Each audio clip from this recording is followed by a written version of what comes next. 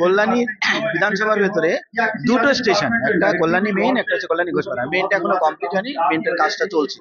তো আমরা অত্যন্ত আনন্দিত এই জন্যে যে কল্যাণী বিধানসভা একমাত্র বিধানসভা যেই বিধানসভায় দুটো স্টেশনকে অমৃত ভারত স্টেশনের স্কিমে নেওয়া হয়েছে। এই জন্য আমরা কৃতজ্ঞতা জ্ঞাপন করছি রেল মিনিস্টার সহ আমাদের যশস্বী প্রধানমন্ত্রী নরেন্দ্র দাস দাস মোদীজিকে। এবং এটা অত্যন্ত দ্রুত এই যে কাজগুলো চলছে, সেই কাজগুলো এত দ্রুত হওয়ার জন্য আমরা তাদেরকে ধন্যবাদ জ্ঞাপন করি। এবং আমাদের স্টেট গভর্নমেন্ট, পশ্চিমবঙ্গ সরকার যদি রেলওয়ে অথরিটিকে রেলওয়ের সাথে যদি তাড়াতাড়ি যদি তাদের যে ল্যান্ড এবং অন্যান্য সহযোগিতা যদি করে, তাহলে কিন্তু আরো দ্রুত গতিতে হবে। এবং এটার জন্য রেলের অথরিটিদের সাথে কথাও হচ্ছে এবং তারা আরো এর আধুনিকীকরণ আরো করবে।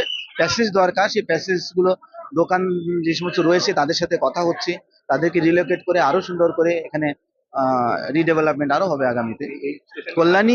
Kalyani has is significance, has is importance always. কলকাতার পরেই কল্যাণী, এবং আগামীতে এয়ারপোর্টও হবে। কল্যাণী মেট্রো দিয়েও কানেক্টিভিটি করা হচ্ছে। স্টেট গভর্নমেন্ট ল্যান্ড প্রোভাইড করছে না বলে এটা একটা বড় সমস্যার কারণ হয়ে দাঁড়াচ্ছে। ব্যারাকপুর থেকে কল্যাণী পর্যন্ত মেট্রোর প্রজেক্টটাও স্কিমে চলছে, দেখা যাক